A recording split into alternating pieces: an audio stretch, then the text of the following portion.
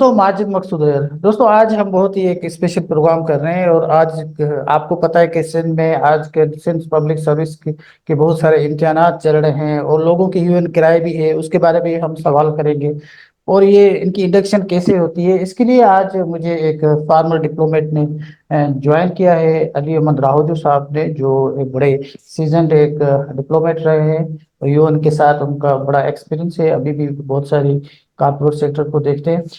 راجو صاحب، آپ کو سب سے پہلے تو ہم ویلکم کرتے ہیں۔ سر آپ ذرا بتائیے کہ یہ ہمارے پاس جو یہ سروس اسٹرکچر اور یہ جو سی ایس ایس اور پی سی ایس، اس کا کیا بیک گراؤنڈ ہے، کیا ضرورت پڑی کہ کمیشن بنانے کی اس ملک کو؟ اچھا، یہ thank you first of all, آپ نے مجھے انوائٹ کیا۔ اچھا، یہ بہت پرانی بات ہے، پاکستان بننے سے پہلے ہی ہے۔ اس کو برٹش گورنمنٹ نے، برٹش راج نے انڈیا میں، یونائٹڈ انڈیا میں انٹروڈیوس کیا تھا سول سروسز کو، یا مطلب کمیشن جو اس وقت کو کراؤن سروس کہتے تھے۔ اس میں انہوں نے ایک ایگزامینیشن، اس وقت اس کو انڈین سول سروسز کا ACS کا ایگزام ہوتا تھا، اسی کو انٹروڈیوس کروایا، جس میں ان کا مطلب مقصد یہ تھا کہ جی ہم انڈینس پہ، اپنی کالونیز پہ رول کریں ان کے اپنے بندوں سے ہی۔ مطلب ضروری نہیں ہے کہ صرف وہ ڈائریکٹ برٹش آفیسرس یہاں پہ آئے، لیکن یہاں کے لوکل سروس لوگوں کو سلیکٹ کر کے، ٹرین کر کے ان کو فیلڈ میں بھیجا جائے کہ وہی رول کریں۔ یہ ان کی ٹیکٹس تھی، لیکن اس کے پیچھے جو ریشنل تھا کہ یہ جو سول سروس ہے وہ ایک نیوٹرل سروس ہوگی، اور یہ سروس کسی گورنمنٹ کی نہیں ہوگی، وہ اسٹیٹ کی ہوگی، اور وہ قاعدہ قانون جو ضابطہ ہوگا اس کو فالو کرے گی۔ تو یہ تو بہت پرانی بات ہے، جب یونائٹڈ انڈیا تھا، جب ہم برٹش انڈیا کا حصہ تھے، پاکستان انڈیا، اس وقت شروع ہوا تھا 18 سمتھنگ میں۔ اور مجھے یاد ہے کہ جو اس کا پہلا انڈین سول سرونٹ تھا، وہ جو آپ نے سنا ہوگا، اب مجھے میں اس کا نام نہیں آ رہا، کریکٹ۔ ایک بنگالی تھا، وہ سول سروس بنا تھا، سرونٹ بنا تھا۔ پھر یہ ٹریڈیشن چلتی آئی، ہر سال ایگزام ہوتا تھا، پورے اوپن کمپٹیشن ہوتی تھی، اس میں کچھ لوگ آتے تھے۔ تو میں صرف آپ کو یہ ایک چیز، آپ کی فیکٹ بتاؤں کہ جب پاکستان اور انڈیا تقسیم ہوئے، مطلب جب وہ بنے، تو اس وقت پوری سندھ میں، مطلب جو اس وقت سندھ تھا، اس میں صرف ایک سول سرونٹ تھا، مسٹر AG قاضی۔ اور تو اس کے بعد جب پاکستان بن گیا تو کافی سارے جو مسلم سول سرونٹ تھے جو انڈیا میں کام کر رہے تھے، وہ یہاں پہ واپس آ گئے، اور یہاں کے جو ہندو تھے جو سول سروسز میں، وہ انڈیا چلے گئے۔ تو اس طرح سے یہ سول سروسز کا جو ہے نا ایک سسٹم بنا۔ آپ کی بات ہے کہ یہ CSS اور PCS کا رول کیا ہے۔ CSS تو جب سے پاکستان بنا تب سے یہاں پہ انٹروڈیوس ہوا۔ پہلے یہ civil services of Pakistan CSP ہوتا تھا، پھر بھٹو صاحب نے اس کو انٹروڈیوس کروایا 1973 ریفارمز، اس میں اس کا پھر نام رکھا CSS، جس کا مطلب بنتا ہے سینٹرل سپیریئر سروسز، جس میں ٹوٹل 12 سروسز ہیں آکیوپیشنل گروپ، ان کی سلیکشن ہوتی ہے تھرو میرٹ۔ اور کیونکہ 73 سے ہوا، ایون یہ ڈیورنگ دی ٹائم آف، مطلب 73 سے پہلے بھی یہ کوٹا سسٹم کے تحت ہوتی تھی۔ جب ایگزام ہوتا تھا تو جو ریجنل کوٹا تھا، اس کو امپلیمنٹ کرتے تھے۔ پھر دوسری اس کا ورژن تھا PCS۔ PCS کا مطلب ہے پروونشل سول سروسز۔ یہ ہر صوبے کی اپنی اپنی کمیشن ہوتی ہے، وہ اپنے صوبے میں جتنی جو گزیٹڈ پوسٹیں ہوتی ہیں اس کے لیے ایگزام کنڈکٹ کرتے ہیں، ان کو افسروں کی سلیکشن ہوتی ہے۔ تو یہ دونوں جو کمیشنز ہیں، کمیشن کا مطلب ہوتا ہے دیز آر کانسٹیٹیوشنل باڈیز، مطلب یہ گورنمنٹ کی نہیں ہوتی، یہ ٹوٹلی انڈیپینڈنٹ کام کرتی ہے۔ ان کا کام یہ ہوتا ہے کہ جی اوپن میرٹ کروائیں، مطلب میرٹ پہ ایگزام کروائیں، اور جو کوالیفائڈ لوگ ہیں ان کو سلیکٹ کر کے، ریکمینڈ کر کے گورنمنٹ کو بھیجیں، پھر ان کی اپائنٹمنٹ ہو جاتی ہے۔ تو یہ تو ایک چھوٹا سا بیک گراؤنڈ تھا، اچھا سر، میں باقی آپ کو سوال آئے گا تو جی دیکھیں گے۔ جی کمیشنز پہ سر میں آتا ہوں۔ آپ نے کہا کہ یہ پری پاکستان تھا یا پری پارٹیشن تھا، میں یہ پوچھنا چاہوں گا کہ یہ کیا انڈیا میں بھی ابھی اسی طرح کی کمیشن ہے، یا وہاں پہ کچھ ریفارم آئے، یا وہ ہم سے تھوڑی سی ڈفرنٹ ہے؟ نہیں، انڈیا میں ایگزیکٹلی ابھی بھی چل رہا ہے۔ انڈیا میں ابھی تک اس کا نام وہی ہے جو برٹش گورنمنٹ میں تھا، ICS، انڈین سول سروسز۔ پھر آگے جو ان کے اندر میں گروپ ہوتے ہیں، جیسے وہاں پہ Indian income, inland revenue services, custom services, اور ایڈمنسٹریٹو سروس، پولیس سروسز، تو الگ الگ سے گروپ کے نام ہوتے ہیں، لیکن اوور آل ان کو انڈین سول سروسز کہتے ہیں۔ اور پاکستان میں وہ CSS ہو گیا، CASS مطلب ہے کہ civil services of Pakistan, central superior services of Pakistan. تو یہ ان کے نامن کلیکچر ہو گئے. سندھ میں اور باقی پروونسز میں ابھی انہوں نے ایک نیا کارڈر انٹروڈیوس کیا ہے جس کا نام ہے PMS. اس کا ہے پروونشل مینجمنٹ سروسز. تو یہ سارے جو کینڈیڈیٹس کوالیفائی ہوتے ہیں تو کہتے ہیں کہ they become PMS services civil servants. تو جب وہ سینٹر میں سلیکٹ ہوتے ہیں ہم اس کو کہتے ہیں کہ یہ CSS افسر بن گئے. تو یہ چیزیں ہیں انڈیا میں ابھی تک افیکٹو ہے. اور آپ نے وہ نام سنا ہوگا کیجریوال کا. جی جی کیجریوال جو ہے پولیٹیشین وہ بیسیکلی سول سرونٹ تھا. ان لینڈ ریونیو سروس جس کو انکم ٹیکس کہتے ہیں وہ اس نے اپنی سروس چھوڑ کے پھر یہ پولیٹکس میں آیا اور اتنا بڑا نام کمایا. تو اس طرح کے پریسیڈنٹ ہیں وہاں پہ.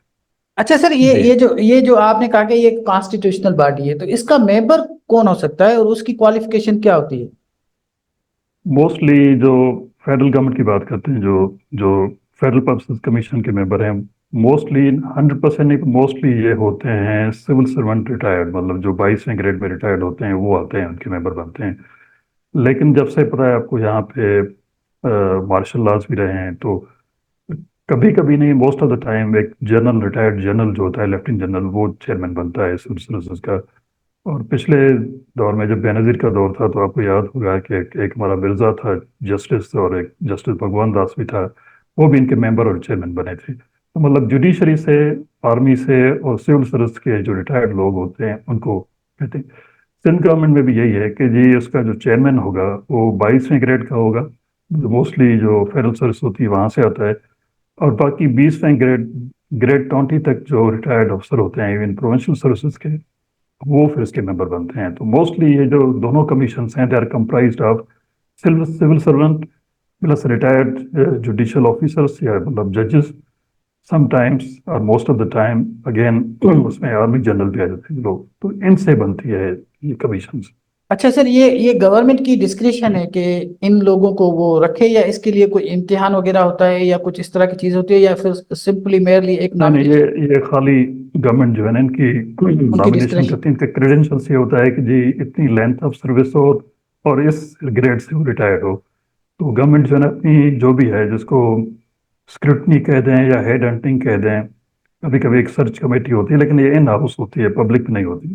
ان میں سے اپنے نام پک اینڈ چوز کر کے پرائم منسٹر پہ سمری آتی ہے پریزیڈنٹ اس کو سائن کرتا ہے پھر وہ کمیشن کے ممبر بن جاتے ہیں. لیکن کمیشن کے جو ممبر بنتے ہیں تو ان کا ٹینیور فکس ہوتا ہے وہ 3 سال کے لیے آتے ہیں. ٹھیک ہے. ان کو پھر ہم یہ کہہ سکتے ہیں کہ وہ گورنمنٹ سرونٹ نہیں رہتے. وہ ایک اوتھ لیتے ہیں اور ایک کانسٹیٹیوشنل مطلب پوسٹ پہ آ جاتے ہیں. اور موسٹلی ان کا جو رینک ہوتا ہے وہ کانسٹیٹیوشنل پوسٹ ہے. مطلب کوئی سمجھو کہ جوڈیشری کے ایکولنٹ ہوتا ہے. اچھا، یہی کیس آپ جب فیڈرل کا بتا رہے ہیں یہی صوبوں میں ہوگا؟ بالکل یہی ہے جو آپ یہ کہہ رہے صحیح ہیں. ہے سر؟ مطلب یہ سارے جب کمیشن کے ممبر بنتے ہیں تو وہ انڈیپینڈنٹ بن جاتے ہیں. They are not civil servant.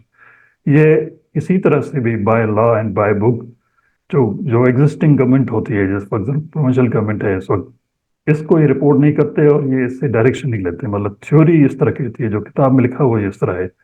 Practically جو کچھ ہو رہا ہے وہ دوسری بات ہے. لیکن theoretically they are independent members of commission and they can apply their own independent judgment.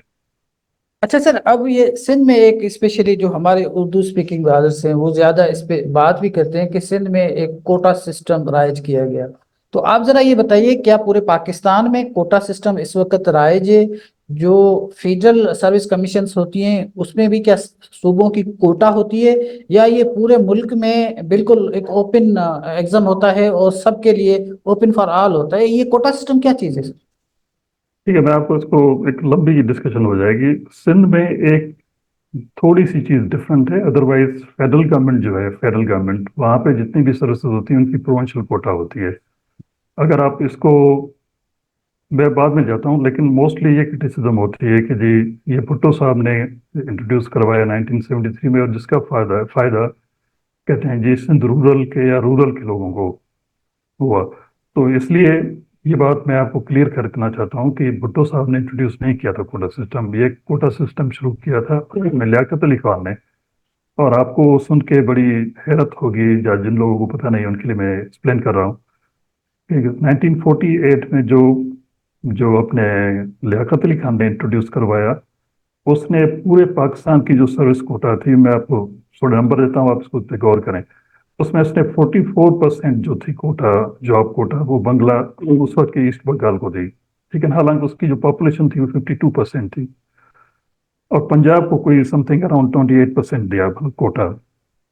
اور باقی جو 3 صوبے اس وقت تھے، کے پی اس وقت تو NW تھا، بلوچستان اور سندھ کو، اس سب کو صرف 15% کوٹا ملی جاب کو. اور آپ کو حیرت ہوگی کہ اس نے کراچی کے لیے 2% مخصوص کیا کہ جی الگ سے ہوگا 2%، اور باقی 15%، مطلب یو ول بی سرپرائز، جو 15% جو اس وقت کے بعد جو امیگرنٹس آئیں گے پاکستان میں، جو مہاجر آئیں گے، ان کو 15% ملے گی. مطلب مہاجروں کے لیے 15%، اور کے پی کے اس وقت کے NW کی، بلوچستان اور کراچی کو چھوڑ کے سندھ کی صرف 15% کوٹا.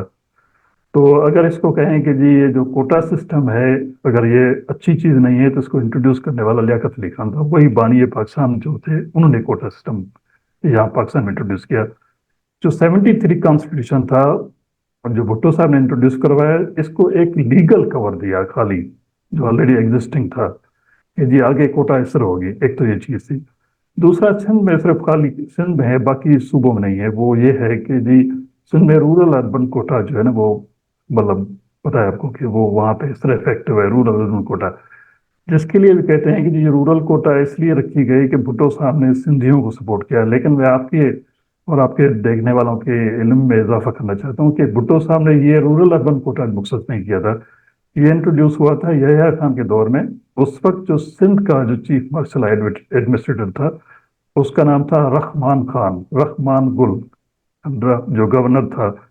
اس نے رورل اربن کوٹا مقرر کیا تھا، جس کو اگین 73 میں ایک کانسٹیٹیوشن کور ملا. تو یہ ہے ساری کوٹا کی بات. لیکن اس وقت اگر دیکھیں، اگر وہ جو کل پرسوں آپ نے CSS کا ایگزام کا بھی رزلٹ آیا ہے، آپ نے دیکھا کہ جو رورل کے جو بچے ہیں، جو رورل سے کمپیٹ کرتے ہیں، ان کی میرٹ اربن سے اوپر ہے.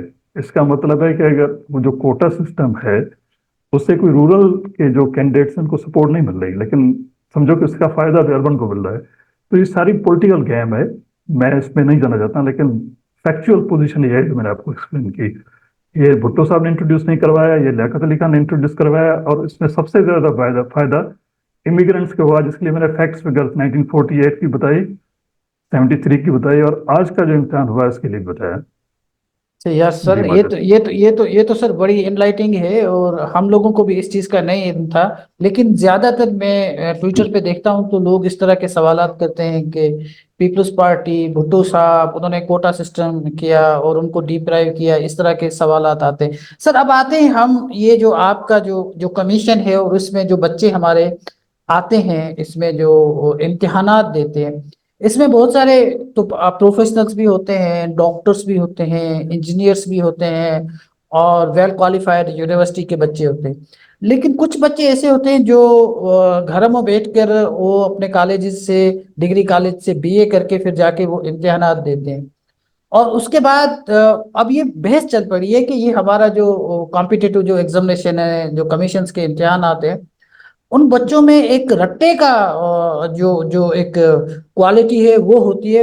ان میں اتنا پوٹینشل نہیں ہوتا، وہ چیزوں کو اس میں براڈ اسپیکٹرم میں چیزوں کو دیکھ نہیں سکتے، اینالائز نہیں کر سکتے. ان کے پاس صرف رٹا ہوتا ہے، اور ان کے پاس زیادہ تر تجربہ نہیں ہوتا یونیورسٹی کا، زندگی کا. آپ اس کو کیسے دیکھتے ہیں جو یہ اس طرح کے سوال کرتے ہیں؟ اب میں اس کو نہیں مانتا، مطلب اسٹریٹ اوے، کیونکہ میں نے اس سارے پروسیس سے نکلا ہوں. مطلب میں نے CSS پاس کیا، اور جو میرے اس وقت کے نمبر تھے وہ پورے سندھ میں رورل اربن میں ٹاپ کے تھے. تو ہم نے بھی اسی طرح سے جو آپ کہہ رہے ہیں ایگزیکٹلی اسی طرح سے فالو کیا تھا. میں نے BA کی، حالانکہ میں میڈیسن میں بھی جانا چاہتا. BA کی CSS کا امتحان ہوا، میں پاس کر کے چلا گیا. اگر آپ کہتے ہیں کہ جی میں پیچھے سے کوئی بہت بڑی ڈگری لے کے آیا تھا، بالکل صحیح نہیں ہے. اچھا، CSS ہو یا PCS ہو، اس میں ایک چیز ہوتی ہے کہ جی جب ریکروٹمنٹ کرتے ہیں وہ اوپن چیلنج ہوتا ہے. جب ہماری بیچ آئی تھی اس میں موسٹلی ڈاکٹرس تھے، انجینئر تھے. یہ کوئی اسپیسیفکلی ہے نہیں کہ جی آپ نے صرف BA پاس کر کے آنا ہے. پورے پاکستان کے لیے، پورے گریجویٹ کے لیے چیلنج ہوتی ہے.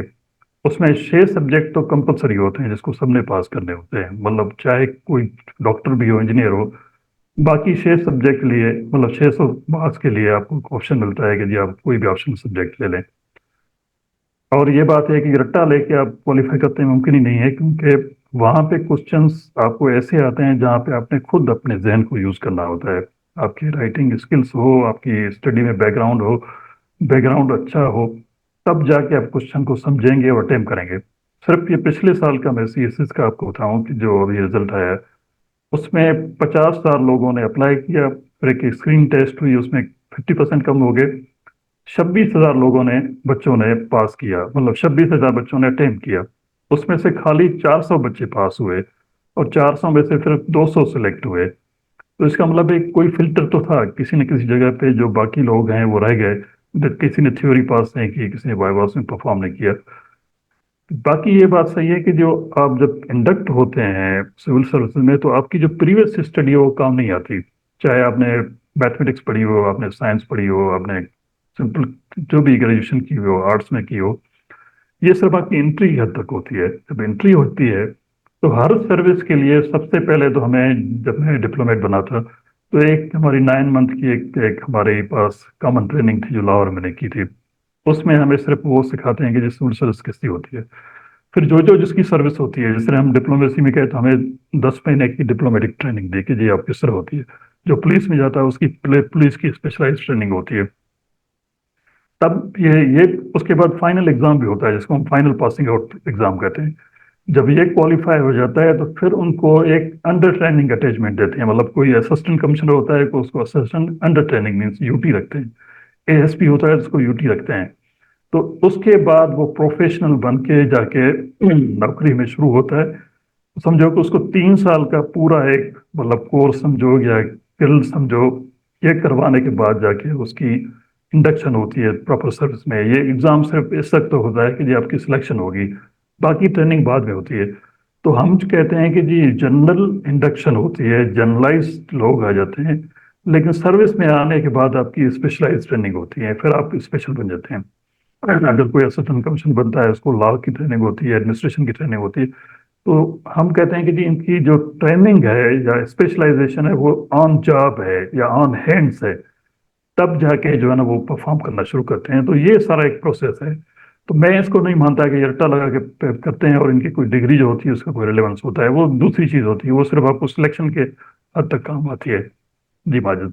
اچھا سر، دوسرا سوال میں یہ پوچھنا چاہتا ہوں، کیا آپ نے تو بڑی ٹریننگ کی ہے، کیونکہ آپ اب اس کا حصہ نہیں ہے، آپ نے کام کیا ہے، میں پوچھنا یہ چاہتا ہوں، کیا آپ کی ٹریننگز میں کہیں یہ سکھایا جاتا ہے کہ یو آر سپیریئر دین ادرس؟ کیونکہ یہ جتنے آفیشیل سے آپ ملتے ہیں وہ ان کا ایٹیچیوڈ ایسے لگتا ہے کہ جیسے وہ کچھ سپیریئر لوگ ہو۔ کسی حد تک، کیونکہ میں اب تو گورنمنٹ میں کام نہیں کرتا، تو میں بولڈلی آپ کو کہہ سکتا ہوں کسی حد تک یہ امپریشن ملتا ہے ہمیں جب ہم ٹریننگ پہ جاتے ہیں۔ اس میں اگر یہ بھی نہیں کہہ دے گا سپیریئر، ایٹ لیسٹ نام کا دیکھیں نا، سول سینٹرل سپیریئر سروسز، مطلب پاکستان کی سپیریئر سروسز کا بھی حصہ ہے، ایک تو وہاں سے شروع ہو جاتا ہے۔ پھر جب ہم وہاں پہ ٹریننگ پہ جاتے ہیں تو لامحالہ کہیں نہ کہیں کانوں میں آتا ہے کہ you are cream of the nation. جب کریم آف نیشن ہے تو آپ کو ایک فیل ملتا ہے۔ میں آپ کو اور چیزیں بتاؤں گا جو آپ کے لیے نہیں ہوں گی۔ فرض کرو کہ ہم رہتے ہیں تو اسی وقت ہمیں ایک بٹلر مل جاتا ہے جو مطلب سرونٹ ہوتا ہے، جو آپ کی ساری چیزیں، مطلب آپ کے لیے پانی گرم کرتا ہے، شیو کا سامان اکٹھا کرتا ہے، جوتے پالش کرتا ہے، دروازہ کھولتا ہے۔ اب جب آپ اسٹوڈنٹ ہیں، جب آپ کو کوئی نہیں جانتا، جب آپ ٹریننگ پہ جاتے ہیں، جب ساری سہولیات ہوتی ہے، پھر آپ ٹریننگ کے دوران بڑے بڑے وی آئی پی پریزیڈنٹ سے ملتے ہیں، گورنر سے ملتے ہیں، مطلب سارے جو ہوتے ہیں، پھر آپ کی ڈسٹرکٹ اٹیچمنٹ ہوتی ہے 1 مہینے کی، پھر آپ آرمی میں جاتے ہیں ایز اے کیپٹن، پھر آرمی والے افسروں سے ملتے ہیں۔ تو ان سب چیزوں میں آپ کی گرومنگ اس طرح بنتی ہے کہ یو اسٹارٹڈ فیلنگ کہ you are something different, مطلب باقیوں سے آپ الگ سے ہوتے ہیں۔ اگر ڈائریکٹلی نہ بھی کہیں تو لیکن یہ ہوتا ہے۔ پھر جب آتی ہے فیل کی بات، تو جی اب میں تو 21 سال میں سی ایس ایس کر گیا، تو اب 21-22 سال کے ہوتے ہیں، فیلڈ میں جاتے ہیں، اسسٹنٹ کمشنر بنتے ہیں، فرسٹ مطلب سب ڈویژن کے ہیڈ ہوتے ہیں، سارے پاور سب کے پاس ہوتے ہیں، پولیس والوں کے پاس، تو دماغ میں چیز یہ گھس جاتی ہے کہ ہم ڈفرینٹ ہیں۔ ٹھیک ہے، تو یہ آپ سمجھیں کہ چاہے بائی ڈیزائن ہو یا بائی ڈیفالٹ ہو، لیکن لوگوں کو یہ فیلنگ ضرور آ جاتی ہے۔ پھر معاشرہ جو ہے نا خود بھی خراب کرتا ہے کہ جی ایک سی ایس افسر بنتا ہے، کوئی مطلب فیلڈ کا افسر ہوتا ہے، تو لامحالہ دیکھیں لوگ اس کے پیچھے پڑ جاتے ہیں، ان کو سلام کرتے ہیں، ریسپیکٹ کرتے ہیں، چاہے وہ دل سے کریں یا سوڈو کریں، لیکن ان کو یہ فیلنگ ملتا ہے کہ یو بیکم امپورٹنٹ۔ پھر سہولیات دیکھیں کہ اگر وہ کالونیل سسٹم میں بھی چل رہا ہے۔ میرے بھائی تھے ڈپٹی کمشنر دادو میں، ابھی 2 مہینے تک جب الیکشن ہو رہی تھی تو میں ان کو ملنے گیا۔ ابھی تک جو ہے وہ انگریزوں والا سسٹم بنا تھا، پرانا ایک مینشن تھا، एकड़ों में घर था, 40-50 बंदे वहाँ घर में काम करते, पुलिस है, स्कॉट है। जब आप 25-26 साल वाले बच्चे को ये सारी चीज़ें मिलती हैं तो उनके दिमाग में और चीज़ बनना शुरू हो जाती है। तो किसी हद तक आपका सवाल ठीक है, ये अगर ये है भी नहीं तो लेकिन ये फीलिंग जरूर आती है कि जी हम बाकी लोगों से डिफरेंट है सर अगर मैं आपसे हमारे। पूछूं, अगर मैं आपसे पूछूं कि ये अगर फीलिंग आती है तो इसका मतलब तो यही हुआ ना कि सर ये क्या हमारे माशरे को, जो हमारा इतना इतनी इलिटरेसी है और इतनी गुर्बत है, उसमें अगर ये जिसको हम करीम भी कहते हैं और ये डिफरेंट पीपल है, डिफरेंट दुनिया के लोग हैं, आप समझते हैं कि ये डिलीवर कर पाते होंगे, या आप समझते हैं कि ये चीजें नहीं होनी चाहिए, इसको रिफॉर्म होना चाहिए? आप क्या कहेंगे सर? मैं रिफॉर्म के लिए तो बिल्कुल कहता हूँ। अगर मैं सिविल सर्विस को इतना अच्छा समझता तो मैं कभी सिविल सर्विस छोड़ता भी नहीं। देखें, मेरा अगर एक्सपीरियंस आप देखें कि सिविल सर्विसेज मीन्स डिप्लोमेट, फिर मैंने यूनाइटेड नेशंस में काम किया, एक इंटरनेशनल कॉर्पोरेट सर्विसेज के मैं पूरे पाकिस्तान और इंडिया को, मतलब पूरे साउथ एशिया को हेड कर रहा हूँ। तो मैं ये लाम बहला कह सकता हूँ कि जिस सबसे अंडर प्रिविलेज सर्विसेज जो है वो है सिविल सर्विसेज, जिसमें आपको बहुत कम पैसे मिलते हैं, काम बहुत ज़्यादा लिया जाता है। और बाकी जगहों पे आप यूनाइटेड नेशंस चले जाएं कि वहाँ पे आपका काम वही होगा लेकिन जो रेम्यूनरेशन होगी, मतलब जो सैलरी होगी उससे कोई 5 गुना ज़्यादा होगी। और उसको मजीद आप 5 गुना कर दें तो आप इंटरनेशनल कॉर्पोरेट में चले जाएं। तो बाकी जगहों पे काम और रिवार्ड अच्छा है। दूसरा ये है कि बाकी जगहों पे अगर आप अच्छा काम करेंगे तो आपको जल्दी प्रमोशन हो जाएगा। ठीक है, यहाँ पे तो आपको एक मैंडेटरी पीरियड होता है कि जी एक ग्रेड से दूसरे के ग्रेड तक जाने के लिए 5 साल आप उसी ग्रेड में रहें, और कभी आप अपने सीनियर को बाईपास नहीं कर सकेंगे। तो मैं नहीं कहता कि जी सिविल सर्विसेज को इतनी आइडियल सर्विस है, लेकिन एक चीज़ आप जहन में रख लें, मतलब मैं जवानों को कहता हूँ, आप लोग हमें क्रिटिसाइज भी करते हैं। देखिए, हमें सिस्टम तो चलाना है बहरहाल। स्टेट एक, इसको किस तरह से भी समझे कि स्टेट एक समझो कॉरपोरेशन है, एक कंपनी है, इसको चलाने वाले लोग तो चाहिए ना। इसके बहुत सारे ऑर्गन्स हैं, आप उसमें सिक्योरिटी है, सर्विस डिलीवरी है, इसेंशियल सर्विसेज हैं, फर्स्ट करो पुलिस है, फॉरेन सर्विस है, डिप्लोमेसी है, इनकम टैक्स कलेक्शन है। इनको अफसरों की या अपने पर्सनल की ज़रूरत तो पड़ेगी ना। तो इसमें अगर एफिशिएंट लोग जाएंगे, मेहनत करके जाएंगे और वहाँ पे परफॉर्म करेंगे तो इसके स्टेट की हालत अच्छी होगी। लेकिन यहाँ पे गवर्नेंस के इश्यूज बहुत डिफरेंट है, इस पे तो आपको अलग एक प्रोग्राम करना पड़ेगा कि ये गवर्नेंस के इश्यूज क्या है। तो सिस्टम क्यों खराब है, और इस सिस्टम में जाके जो नए जवान नौजवान लोग जो अच्छे मेरिट काबिलियत पे आते हैं, मेरिट पे आते हैं, वो क्यों खराब होते हैं, उसके फिर आपको एक पूरा सेशन करना चाहिए। ये आपके इसमें नहीं होगा। कहने का मतलब है कि सिविल सर्विस में रिफॉर्म्स की जरूरत है। हमारी जो गवर्नमेंट है, या आप कहें कि जो स्टेट मशीनरी है, जिसको कहें ब्यूरोक्रेसी है, and बाकी जो एम्प्लॉइज हैं वो बहुत ज़्यादा हैं। इसको जितना डिजिटलाइज करेंगे, जितना आप टेक्नोलॉजी को इंट्रोड्यूस करेंगे, तो इन सब की आपको ज़रूरत नहीं पड़ेगी। अगर ज़रूरत नहीं पड़ेगी, जो आपकी कॉस्ट ऑफ गवर्नेंस है वो कम हो जाएगी। अब तो कॉस्ट ऑफ गवर्नेंस जो आप सैलरी कहते हैं और बाकी प्रिविलेज कहते हैं उसको तो छोड़ दें, लेकिन पाकिस्तान को तो इस वक्त पेंशन का मसला हुआ है कि पेंशन की जो हमारी कमिटमेंट है वो जो उनकी सैलरी होती है उससे ज़्यादा बढ़ गई है। सबसे पहले तो पेंशन को रिफॉर्म करें, फिर आप इनकी सिविल सर्विसेज की आप सैलरीज को करें, इनके पावर्स पे चेक लगाएं, फिर अकाउंटेबिलिटी करें। बहुत सारी चीजें हैं जो करनी पड़ेगी, लेकिन आपको कहीं से शुरू करना पड़ेगा। इस तरह से जो काम चल रहा है इस तरह से चलने वाला नहीं है, मैं आपको बताऊं। ओवर टू अच्छा, यू। इसका मतलब है कि आप भी डिसअपॉइंट है, जो मतलब है कि सिविल सर्विस की जो परफॉर्मेंस है, ये तो बात तो फिर भी सर परफॉर्मेंस पे आती है ना। सर अब मैं आपसे बिल्कुल लास्ट मिनट्स में, मुझे सर आप काइंडली ये बताइए कि ये जो अभी बहुत सारे बच्चे जो सिविल सर्विस का एक क्रेज होता है, हमने ये देखा है कि लाइब्रेरी में सुबह से लेकर शाम तक बैठे होते हैं और बहुत सारे साइकोलॉजिकली डिस्टर्ब भी हो जाते हैं। और आपने अभी अच्छा कहा कि इसके अलावा भी बहुत सारे ऑप्शंस हैं। आप सीएसएस को छोड़ के देखें तो बाकी ज्यादा ऑप्शन है, इसमें तनख्वाहें कम है और लोगों को करप्शन करनी पड़ती है और उसके बाद जाके वो कमाते हैं। तो आप हमारी जो जनरेशन है उनको क्या मशवरा देंगे कि वो इसी कमीशंस की तरफ जाएं या कोई अल्टरनेटिव भी देखें? बिल्कुल ठीक है।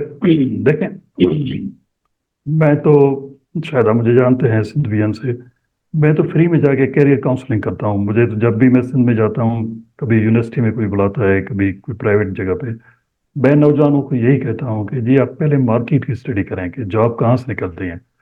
इस वक्त जॉब जो गवर्नमेंट सेक्टर, जिसको पब्लिक सेक्टर कहते हैं, इसमें कम से कम निकलती हैं। अब जब आपकी जो ग्रेजुएट निकलते हैं यूनिवर्सिटीज में, वो मिलियंस में निकलते हैं। تو یہ پاسبل نہیں ہے کہ سب لوگ سول سروسز میں یا اس میں آ جائیں. اگر میں نے آپ کو سی ایس ایس والی بات بتائی اس میں کتنے لوگوں ایگزام اٹیمپ کرتے ہیں اور کتنے سلیکٹ ہوتے ہیں, یہ کیریئر آپشن نہیں بنتا. اگر تو آپ کرنا چاہتے ہیں, اگر آپ کا مائنڈ سیٹ بنتا ہے تو محنت کر کے دیکھیں. سب سے بڑی بات یہ ہے کہ جو سب سے زیادہ جابس نکلتی ہیں وہ نکلتی ہیں سروس سیکٹر میں. ٹھیک ہے, سروس سیکٹر جو ہے نا اس وقت جاب کریٹ کر رہا ہے. سروس سیکٹر کو آپ کبھی دیکھ لیں کہ جس میں کون کون سے شعبے آتے ہیں, جس میں آپ اپنی سروسز بیچتے ہیں یا سروس دیتے ہیں اور پھر آپ کو جاب ملتا ہے اور آپ اسے کماتے ہیں. اس وقت جو بوم کر رہا ہے پوری ورلڈ میں وہ ہے انفارمیشن ٹیکنالوجی اور آرٹیفیشیل انٹیلیجنس. ٹھیک ہے, آپ ایون پاکستان میں دیکھیں, نیوز پیپر میں دیکھیں, ایون وہ لنکڈ ان پیجز جو ہوتے ہیں اس میں دیکھیں, سارے کے سارے آپ کو I T related, computer related اور اے آئی ریلیٹڈ جاب ملیں گے. اس کا میں آپ کو اور بھی ہسٹوریکل ایک پرسپیکٹو بتاتا ہوں, آپ اس کو سمجھ جائیں گے. دیکھیں دنیا میں جو خوشحال ترین, جو امیر ترین لوگ ہوتے ہیں ان کی ایک ہسٹری دیکھیں. میرے ہوتے ہوئے سب سے پہلے آپ نے اگر نام سنے ہوں گے, پہلے جو لینڈ لارڈس تھے اس کو, وہ امیر ترین لوگ تھے جس کو آپ ایرسٹوکریٹ کہتے ہیں, لینڈ لارڈس.